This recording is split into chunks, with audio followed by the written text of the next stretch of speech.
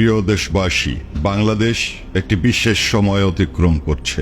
দেশরত্ন শেখ হাসিনাকে বল প্রয়োগে দেশ থেকে বাধ্য করার পর থেকে বাংলাদেশ আওয়ামী লীগের দুই একজন করে নেতাকর্মীকে একের পর এক কোর্টে হাজির করার নামে বিচারের নামে প্রহসন চলছে।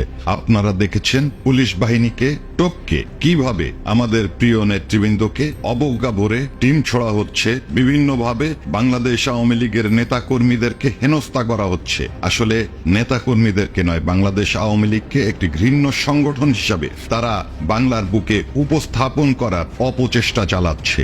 এই অপচেষ্টা কোনো অবস্থাতেই আমরা সার্থক হতে দিতে পারি না।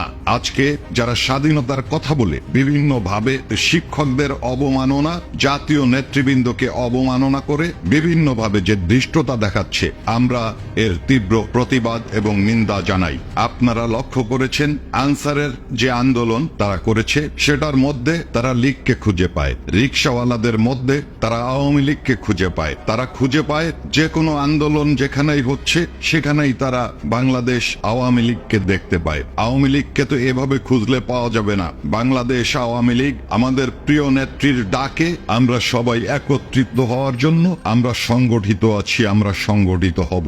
আনসাররা সারা দিন ব্যাপী আন্দোলন করেছে। বাংলাদেশের পুলিশ ছিল, বাংলাদেশের সর্বজন গ্রহণযোগ্য সেনাবাহিনী সেখানে উপস্থিত ছিল।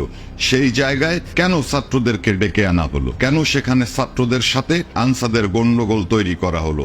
আনসার বিদ্রোহ যদি দমন করতেই হয় সেটা সেনাবাহিনী করতে পারত।